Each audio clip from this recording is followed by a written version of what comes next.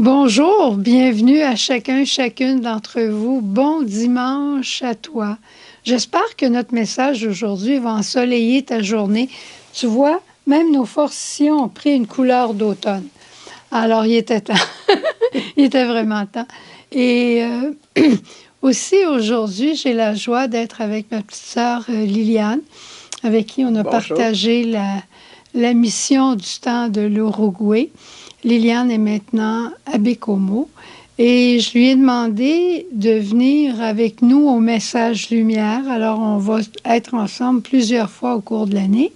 Il y a un autre frère qui va arriver bientôt, Claude, puis on verra pour la suite. Mais je te dis tout ça par petits morceaux, hein? Tu nous fais confiance? Bravo!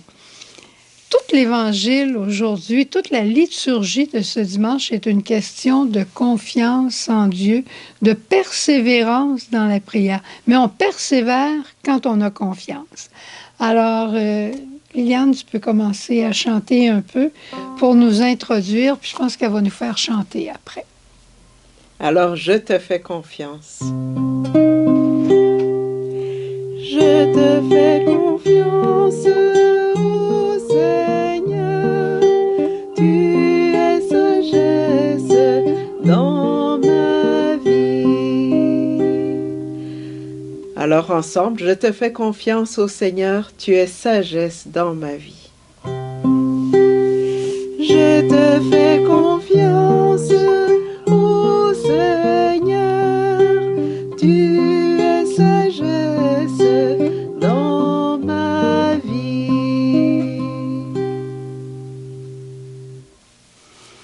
C'est pas long, hein? Puis déjà, on est en contact. Déjà, on est en alliance avec le bon Dieu. Dans l'Évangile, aujourd'hui, on retrouve une veuve qui vient de manière obstinée, je dirais, de façon très déterminée, déranger un juge en pleine nuit pour avoir du pain parce qu'elle a de la visite chez elle.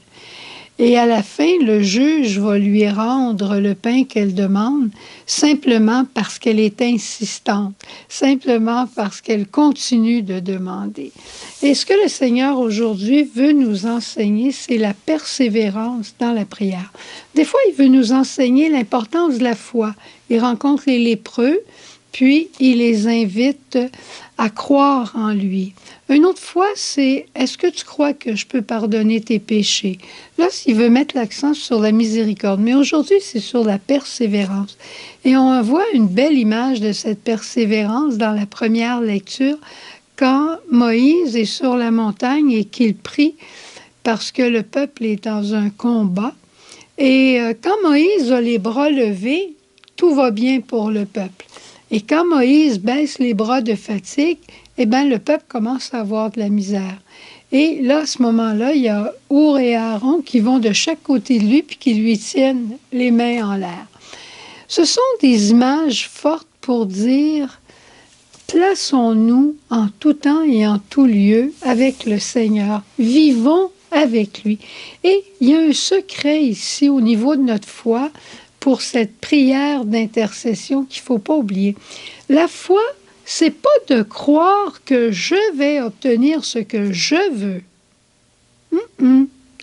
La foi, c'est de croire que Dieu va te donner ce dont tu as besoin. C'est différent. Croire que je vais obtenir ce que je veux, c'est pas de la foi, ça. Ça, c'est de l'ego-drama. Tu te souviens, on en a parlé. C'est tout tourne autour de moi et Dieu est à mon service. Alors que la vérité de la foi, c'est le théodrama où Dieu est au centre et moi, je suis à son service. Mais je suis à son service pas comme un esclave, je suis à son service comme un enfant bien-aimé à qui son père donne au fur et à mesure ce dont il a besoin. On ne donne pas à un enfant de 2 ans ce qu'on va donner à un adolescent de 14 ans. Alors, c'est ça ici qui est un premier secret de foi. La prière de demande est pour demander à Dieu qu'il te donne ce qu'il y a de mieux pour toi dans cette situation. Est-ce que tu lui fais confiance pour ça? Ça vaut la peine de chanter, hein? Je te fais confiance, ô Seigneur, tu es sagesse dans ma vie. Parfois, on a l'impression que l'Évangile nous fait faire des pirouettes. Ça, c'en est toute une pirouette. Quand on regarde profondément, là, c'en est toute une. Sœur Jeanne, elle, dans sa manière de nous dire cette même vérité, elle nous invite à rester en présence du Seigneur en tout temps. Tout ce que tu fais, fais-le avec Jésus. Au début, moi, je trouvais ça un peu bizarre parce que je me disais, quand je suis en train de faire de la comptabilité, j'ai pas la tête à Jésus, j'ai la tête à mes chiffres. Quand je suis en train de téléphoner à quelqu'un, je ne peux pas parler à quelqu'un puis penser à Jésus en même temps. Mais oui, ça se fait. Pour être en présence de quelqu'un, on n'a pas besoin de toujours être en train de se parler. Mais si je suis au téléphone, puis je fais 1, 4, 7, 2, puis finalement, j'ai la personne au bout de la ligne, puis elle me remet en garde, mais pendant ce temps-là, je peux juste dire, Jésus, tu es à côté de moi, patient. Est-ce que tu peux augmenter mon niveau de patience, s'il te plaît? C'est que je sais qu'il est là, à mes côtés. Si je marche dans le couloir, puis je commence à avoir un peu mal aux pieds, parce que ça fait plusieurs fois que je fais la même distance, Jésus, mes pieds me font mal, je ne vais pas aller le crier à tout le monde, mais à toi, je le dis, puisque tu les vois. Ça fait toute la différence, non pas avec notre cerveau, mais avec notre cœur, de savoir que Jésus est à nos côtés. L'autre jour, j'avais mal en quelque part, j'avais mal au dos, et j'ai simplement dit à Jésus, « Jésus, j'ai vraiment mal au dos, est-ce que tu pourrais faire quelque chose? » Mais ça fait longtemps que j'avais mal au dos avant que je l'ai demandé. Puis le lendemain matin, j'avais pas mal. Puis j'ai dit, mais ma foi, tu m'as exaucé, Seigneur. Il dit, oui, mais je t'aurais exaucé probablement avant. Si tu m'en avais parlé avant, je suis là, à tes côtés, toujours avec toi. Il faut s'en rappeler de ça. Je te fais confiance que tu es là tout le temps. Puis on en fait une prière au long de notre message. Je te fais confiance, ô Seigneur, tu es sagesse dans ma vie. Et en terminant, sais-tu ce qui nous aide à garder la présence de Jésus dans nos vies?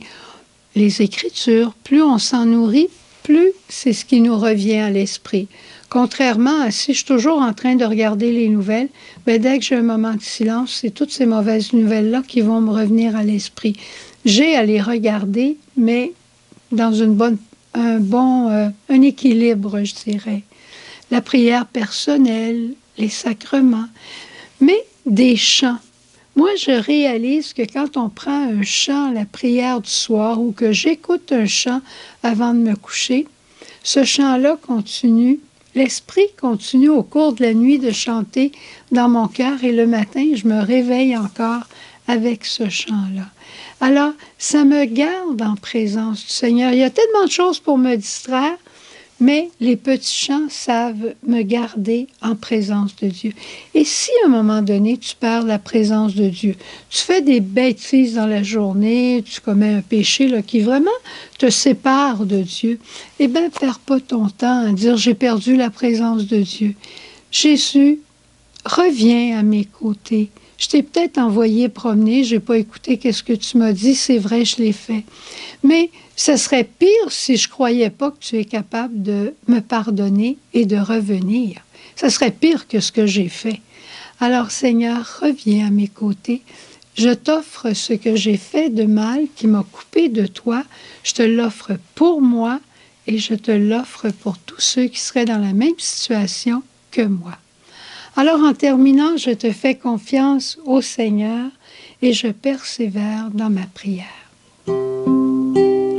Je te fais confiance, ô Seigneur.